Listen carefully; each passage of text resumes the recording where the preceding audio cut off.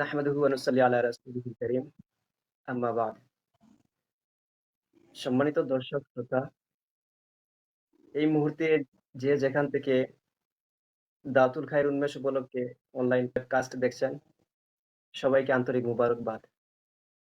আজকে আমাদের গুরুত্বপূর্ণ আয়োজনে অতিথি হিসেবে উপস্থিত আছেন বিশিষ্ট আলেমে দ্বীন, কলামিস্ট মুফতি ওয়ালির রহমান হাফিজাহুল্লাহ। উপস্থিত আছেন তরুণ আলেম, লেখক, সম্পাদক মাওলানা ইলিয়াস আহমদ হাফিজাহুল্লাহ। সঞ্চালনায় আপনাদের সাথে আছি আমি রাকিব হাসান। সকলের কৃতজ্ঞতা জ্ঞাপন করে শুরু করছি আজকের অনুষ্ঠান। প্রিয় দর্শক শ্রোতা, এ যুগ বিজ্ঞান ও প্রযুক্তির উৎকর্ষতার যুগ। মানুষ আজ অনলাইন কেন্দ্রিক জীবনে অভ্যস্ত। সুখ, দুঃখ, লেনদেন সবকিছু সেখানে ভাগাভাগি করে নেয়। সেখানে উপকারের সাথে অপকারও সমানভাবে ছড়ানো। মিডিয়াকে কাজে লাগিয়ে পশ্চিমা শক্তি শুরু থেকেই বিশ্ব মুসলিমের বিরুদ্ধে সাংস্কৃতিকগতভাবে চ্যালেঞ্জ ছুড়ে দিয়েছে। তারা দ্রুত অগ্রসর হচ্ছে, আজ তারা সফলতার প্রান্তে। অথচ মুসলিম জাতি অনেক পিছিয়ে। যে জায়গায় মুসলমান এখন উড়ার কথা ছিল, তখন মাত্র মুসলমান হাঁটা শিখছে। অতএব সময়কে মূল্যায়ন করে যুগের চাহিদা অনুযায়ী সিদ্ধান্ত নেয়া আজ অপরিহার্য। এই বাস্তবতাকে সামনে রেখেই দাওয়াতুল খায়েরের পথ চলা। তাই আজকের দাওয়াতুল খায়ের উন্মেষ অনুষ্ঠানের বিষয়বস্তু নির্ধারণ করা হয়েছে মিডিয়া সন্ত্রাস প্রতিরোধে ইসলামী মিডিয়ার গুরুত্ব ও প্রয়োজনীয়তা। এখন আমরা আমাদের অনুষ্ঠানের মূল পর্বে চলে যাব ইনশাআল্লাহ। শুরুতেই আমরা আমাদের সম্মানিত আলোচকের কাছে চলে যাব ইনশাআল্লাহ। প্রিয় শ্রোতা, আমরা এখন সরাসরি চলে যাব আমাদের সম্মানিত অতিথি বিদগ্ধ আলেম মুফতি ওয়ালির রহমান হাফিজাহুল্লাহর কাছে এবং শুনবো মিডিয়া সন্ত্রাস প্রতিরোধে ইসলামী মিডিয়ার প্রয়োজনীয়তা বিষয়তাত্ত্বিক আলোচনা। সম্মানিত অতিথি, আসসালামু আলাইকুম ওয়া রাহমাতুল্লাহ। কেমন আছেন? ওয়ালাইকুম আসসালাম ওয়া রাহমাতুল্লাহ। আলহামদুলিল্লাহ ভালো আছি। আপনি কেমন আছেন? আলহামদুলিল্লাহ, আমরা অনেক ভালো আছি। মুহতারাম, প্রথমে আমরা আপনার কাছে জানতে চাইবো ইসলামী মিডিয়া আসলে কেন প্রয়োজন? আমরা তো দেখেছি যে 20 বছর আগেও উলামায়ে কেরাম মিডিয়ার বিষয়ে কোনো কথা বলতেন না বা তেমন গুরুত্ব দিতেন না। তাহলে এখন কেন ইসলামী মিডিয়ার প্রয়োজনীয়তা দেখা দিয়েছে?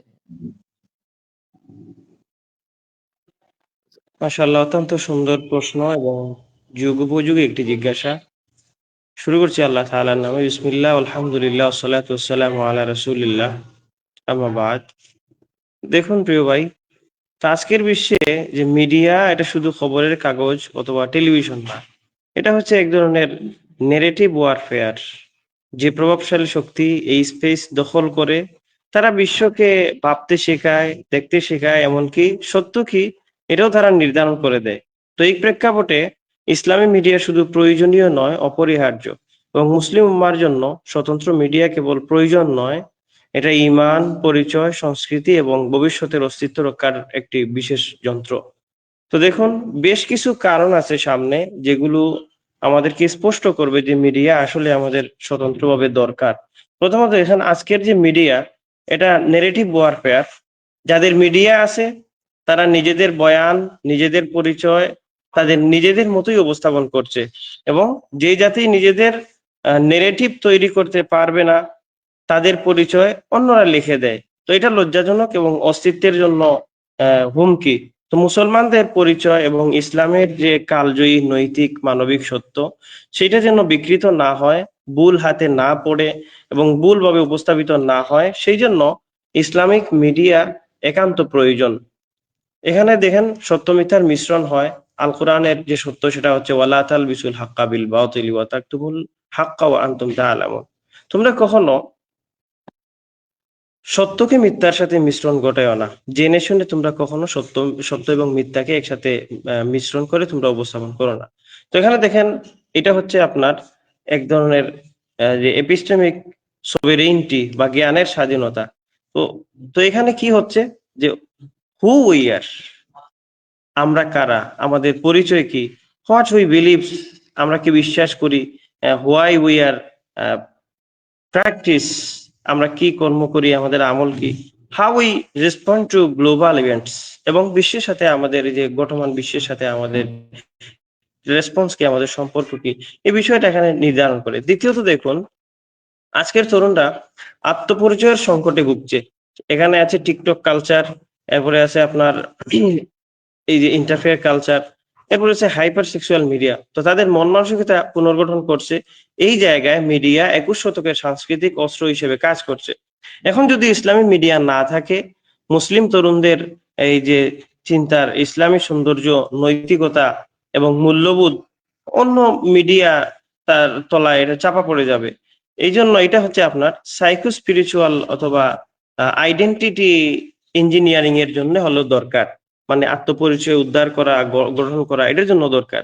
তৃতীয়ত আরেকটি বিষয় দেখেন, কালচার রিফ্রেমিং, এর জন্যও দরকার। যে সাধারণত মিডিয়া ধর্মকে মূল্যবোধ শূন্য অথবা মূল্যবোধ বিরোধী হিসেবে উপস্থাপন করে, এটা স্বাভাবিক, মিডিয়া এটা করে থাকে। তো নিষ্ঠুর ভাবে ধর্মকে তারা প্রাইভেট জোনে ঠেলে রাখে। তো ইসলাম হচ্ছে পাবলিক স্টেপস, সে হচ্ছে আপনার স্পেসের ধর্ম। যদি স্বতন্ত্র ইসলামিক মিডিয়া থাকে, তাহলে কি হবে, পাবলিক মোরালিটি এবং যে ফ্যামিলি রিসাইলেন্স, আমানতদারি এবং উদ্দেশ্যমূলক জীবনকে এটা তুলে আনবে। তো এই জায়গায় এই জন্য মিডিয়াটা, ইসলামী মিডিয়া অত্যন্ত দরকার, যেখানে ঘটনা এবং তথ্যকে আপনার কোরআন সুন্নাহর আলোকে বিশ্লেষণ করবে, প্রতিটি ঘটনার ভিতরের নীতি এবং শিক্ষা বিশ্লেষণ করবে। আবার শুধু খবর নয়, এখানে নজরও দিবে, মানে ভীষণ দিবে, তাকে দেখার একটা দৃষ্টি দিবে। এই জন্য এটা দরকার। আরেকটা হচ্ছে আপনার ডিজিটাল যে উপনিবেশ মোকাবেলা করা, এটার জন্য দরকার। যে আজকের সাম্রাজ্যবাদ শুধু ভূখণ্ড দখল করে না, তারা আমাদের চিন্তা চেতনা, অ্যালগারিদম, মিডিয়া ফিড, এই সব কিছুকে তারা দখল করে আছে। তো এই যে উপনিবেশের প্রধান অস্ত্র হচ্ছে অ্যালগারিদমিক ম্যানিপুলেশন, আবার কন্টেন্ট আপনার পাইপলাইন কন্ট্রোল, আবার আছে এখানে ট্রেন্ড ম্যানুফ্যাকচারিং। এখন যদি আমাদের স্বতন্ত্র ইসলামিক মিডিয়া থাকে, তাহলে স্বতন্ত্র ইসলামিক মিডিয়া এই মনস্তাত্ত্বিক দখলের বিরুদ্ধে একটা রক্ষা কবচ হিসেবে কাজ করবে। আবার দেখুন, ইসলাম সম্পর্কে যারা ভুল তথ্য ছড়ায়, ইসলামোফোবিয়া এবং বিকৃতির জবাবের জন্য ইসলামী মিডিয়ারও প্রয়োজন আছে। তো ইসলামকে বর্বরভাবে উপস্থাপন করা, মুসলিম জাতিকে সন্ত্রাসী, অনগ্রসর হিসেবে উপস্থাপন করা, আবার আপনার এই যে শরিয়াকে কটাক্ষ করে ভুলভাবে উপস্থাপন করা, নারী অধিকার নিয়ে অপপ্রচার করা, জিহাদ এবং সন্ত্রাসের একটা মিশ্র ব্যাখ্যা দেওয়া, জিহাদকে সন্ত্রাসের সাথে মিলিয়ে ফেলা। তো এই বিষয়গুলি যদি আমাদের একটা শক্তিশালী গবেষণা ভিত্তিক ইসলামী মিডিয়া থাকে, তো এইসব প্রশ্নের আমরা প্রজ্ঞাময় জবাব দিতে পারবো। এই জন্য অন্তত এদের এই অপপ্রচার এবং বিকৃতি, ভুল উপস্থাপনের জবাবের জন্য আমাদের একটা স্বতন্ত্র মিডিয়া দরকার। আবার হচ্ছে যে ইসলাম বিরোধী ভুল ধারণা এখন আর আপনার ব্যক্তিগত মত নয়, এটা একটা ইন্ডাস্ট্রি হয়ে গেছে। এটা আগে আগে ছিল একসময় ব্যক্তিগত মত, কিন্তু মিডিয়ায় যখন এটা প্রচারিত হচ্ছে, এটা আবার আপনার একটা ইন্ডাস্ট্রি হয়ে যাচ্ছে। এটাকে প্রতিহত করার জন্য অবশ্যই ইসলামী মিডিয়া প্রয়োজন। আবার দেখুন, দাওয়াতের একটা সর্বশ্রেষ্ঠ আধুনিক প্ল্যাটফর্ম দরকার। হাদিস শরীফে রাসূলুল্লাহ সাল্লাল্লাহু আলাইহি ওয়াসাল্লাম বলেছেন, ফাল ইউবাল্লিগি শাহিদু মিনকুমুল গায়বা, তোমাদের উপস্থিতরা যেন অনুপস্থিতদের কাছে পৌঁছায়া দেয়। তো এই যে আজকের video, live stream, short clip, podcast, আবার ইনফোগ্রাফিক, এটা এক প্রকার মঞ্চ বা মিম্বরের ভূমিকা অবতীর্ণ হয়েছে। আমরা যখন সংক্ষিপ্ত কোনো ভিডিও ছাড়ি, এটা মুহূর্তের ভিতরে ভাইরাল হয়ে যায়, অনেকের কাছে পৌঁছে যায়। তো এই যে এই জায়গায় এটা মানে ডিজিটাল একটা মিম্বর অথবা মঞ্চ হিসেবে এটাকে করে ফেলা যায়। তো স্বতন্ত্র মিডিয়া থাকলে হাদিসের আধুনিক রূপ খুব ভালোভাবে আমরা উপলব্ধি করতে পারবো আর কি। রাসূল করিম সাল্লাল্লাহু আলাইহি ওয়াসাল্লাম যেটা বলেছেন, তোমাদের উপস্থিতরা যেন অনুপস্থিতদের কাছে পৌঁছায় দেয়। তো এইগুলি দাওয়াতকে একটা প্রসারযোগ্য করবে, আবার সহজ প্রাপ্য করবে, মনোযোগ আকর্ষণকারী করবে, আবার মানসিক বুদ্ধিমত্তা বা ইমোশনাল ইন্টেলিজেন্স এর ভরপুর থাকবে। তো এটা হচ্ছে আপনার ইসলামের দাওয়াটেক ইকোসিস্টেম। যদি এটা ফলো করা যায়, তাহলে এই মানে আমাদের দাওয়া সিস্টেমটা আরো উন্নত হবে। আবার দেখুন, মুসলিম সমাজের বিশেষ প্রয়োজনগুলোর উত্তর আমরা এখানে ছড়িয়ে দিতে পারবো। যে ইসলামী মিডিয়া এমন সব প্রশ্নের উত্তর দেয় যা সাধারণত মিডিয়া কখনোই দিবে না। যেমন হালাল রিস্ক, এটা হালাল নাকি হারাম, এটা তো মিডিয়া কখনো বলবে না। আবার হচ্ছে আমার পারিবারিক যে স্থিতি আছে, ফ্যামিলি রিসাইলেন্স এবং এখলাস, নৈতিক দিশা এবং সত্যভিত্তিক যে বক্তব্য আছে আলিম উলামা, ইমাম, আমাদের ইমাম খতিব অথবা ইসলামিক ব্যক্তিত্ব যারা আছেন, তাদের এই বক্তব্যগুলিকে সাধারণত এইসব মিডিয়া এইভাবে প্রচার করবে না। এই জন্য আমাদের অন্তত এই বিষয়গুলিকে, যে আমাদের যে আছে অন্যান্য মিডিয়া যেখানে শুধু কন্টেন্ট তৈরি করে, সেখানে ইসলামী মিডিয়া হতে পারে তথ্যভিত্তিক দাওয়া প্ল্যাটফর্ম, যেটা হচ্ছে আমাদের অত্যন্ত গুরুত্বপূর্ণ। যে দাওয়ার জন্য উলামায়ে কেরামের যে চিন্তা চেতনা আছে, বিশুদ্ধ ইসলামী ধারাটাকে প্রচার করার জন্য এটা দরকার। আবার আছে ইসলামী নেতৃত্বের বিকাশের একটা মাধ্যম, এটা হইতে পারে যেটা আছে প্ল্যাটফর্ম, যে মিডিয়া নেতৃত্ব তৈরি করে, যার কণ্ঠস্বর বা ভয়েস মানুষের গড়ে পৌঁছে, সেই হচ্ছে নেতা। এটা হচ্ছে আজকের 21 শতকের একটা নেতৃত্বের বেস হয়ে গেছে, এটা ধারণা হয়ে গেছে। আবার মিডিয়া ছাড়া আজ আলেম, দায়ী, মুফতি, গবেষক কেউ আপনার জাতির কাছে পূর্ণতা নিয়ে পৌঁছাতে পারবেন না। এ স্বাভাবিক। আমরা দেখে আজকে বাংলাদেশে যারা নেতৃত্ব দিচ্ছেন, শায়খ আহমদুল্লাহ দামাত বারাকাতুহুম, কবি মুসা আল হাফিজ দামাত বারাকাতুহুম সহ, রেজাউল করিম আবরার সহ অনেকেই আছেন যারা আমরা তাদেরকে অনলাইনের মাধ্যমে চিনতে পেরেছি এবং বর্তমানে তাদের দাওয়া আমরা গ্রহণ করছি। তো এইভাবে যখন তারা মিডিয়ায় পরিচিত হয়েছেন, আলহামদুলিল্লাহ অনেকেই বিশুদ্ধ আকীদা, বিশুদ্ধ ধ্যান ধারণা নিয়ে মানুষকে দ্বীনের দাওয়াতের লক্ষ্যেই এসেছেন।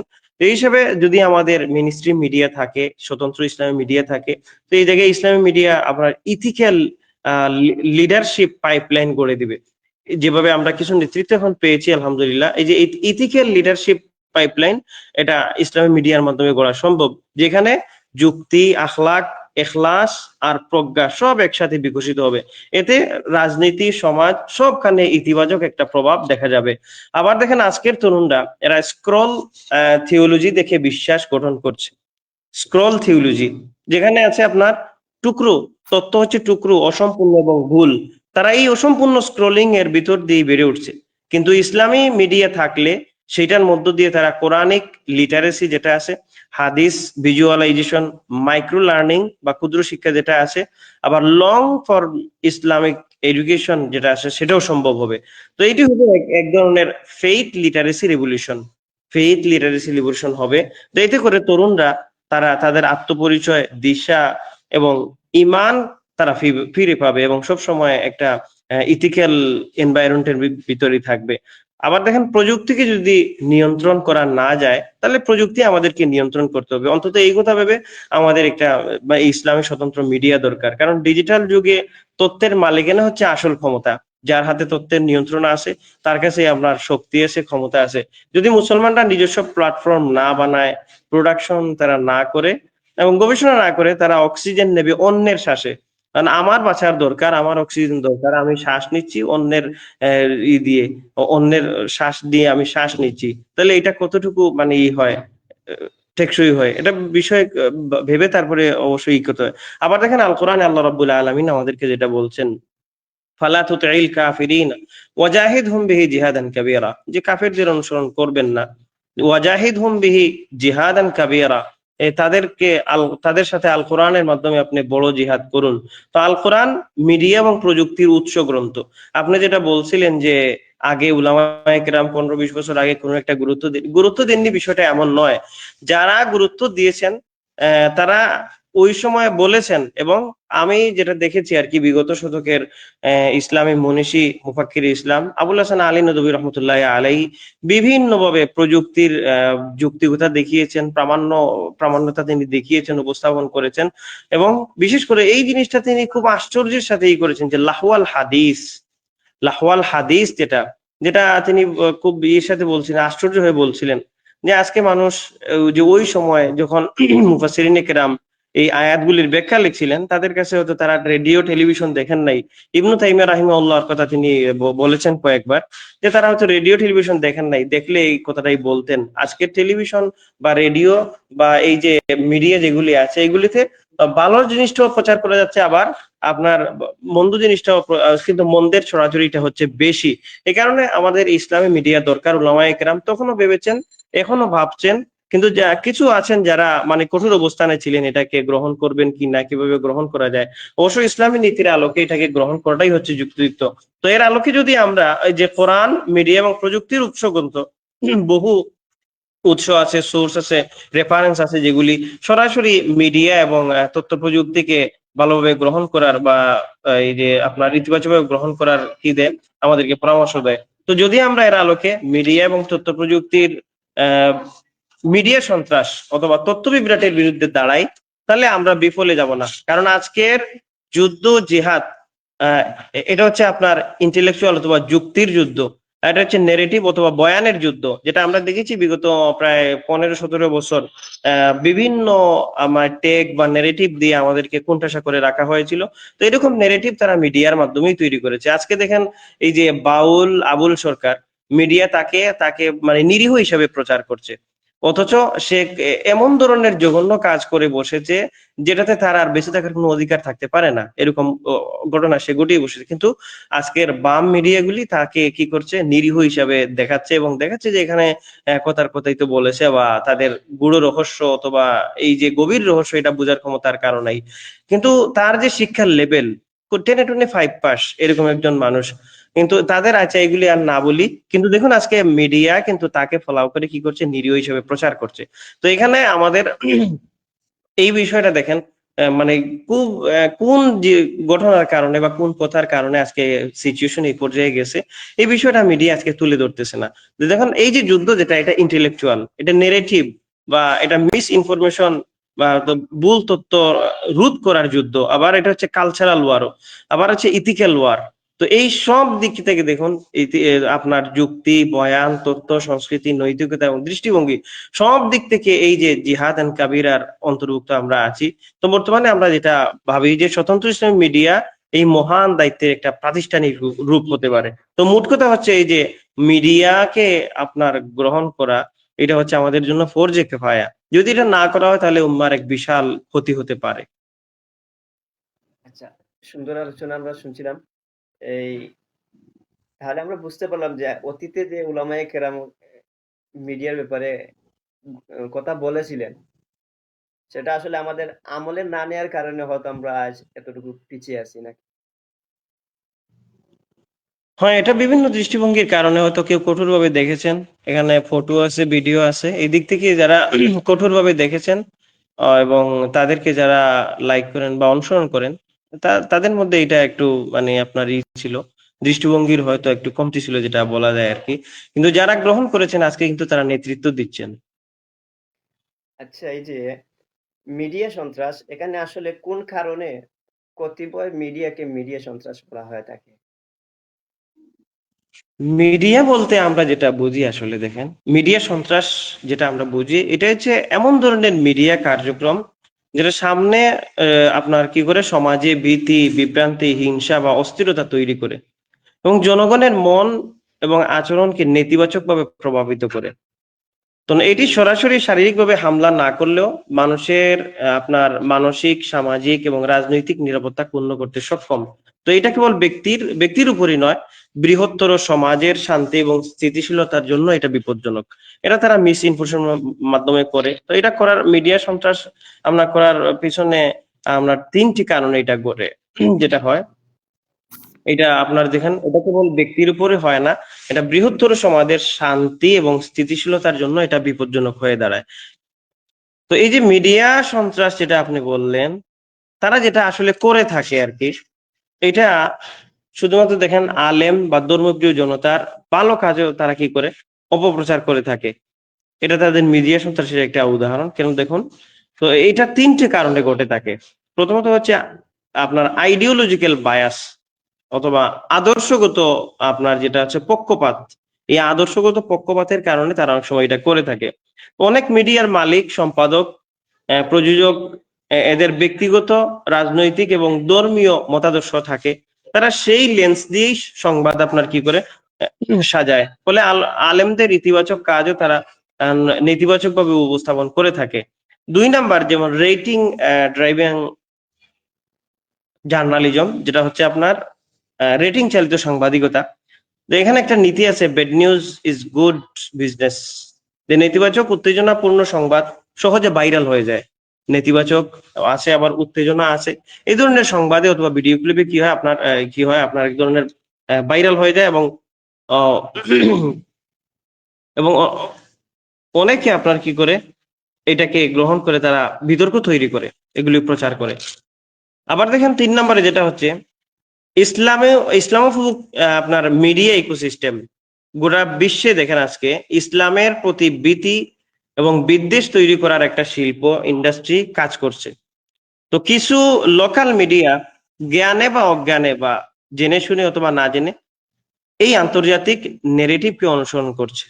এখন মূল প্রশ্ন হচ্ছে যে এই যে এখানে কি রাষ্ট্রের কোনো দায়িত্ব আছে কিনা, অথবা কোনো ব্যক্তিকে যদি তারা এইভাবে মানহানি করে মিস ইনফরমেশন দিয়ে তার ব্যক্তিগত, সামাজিক অথবা রাজনৈতিক ইমেজকে প্রশ্নবিদ্ধ করে, তো এখানে আপনার রাষ্ট্রের কোনো দায় দায়িত্ব আছে কিনা? অবশ্যই আছে। কোরআনের দৃষ্টিতেও আছে, আপনার এই যে আন্তর্জাতিক আইনের দৃষ্টিতেও আছে, আবার বাংলাদেশের আইনের দৃষ্টিতেও আছে। তো মিডিয়া সন্ত্রাস বলতে আমরা যেটা বুঝি এইটাই, যারা জনমনে আতঙ্ক তৈরি করে, বিশেষ একটি গোষ্ঠীর বিরুদ্ধে হতে পারে, আবার বিশেষ কোনো ব্যক্তির বিরুদ্ধে হতে পারে। তো সেটা আসলে কোনো দিক থেকে কল্যাণকর নয়।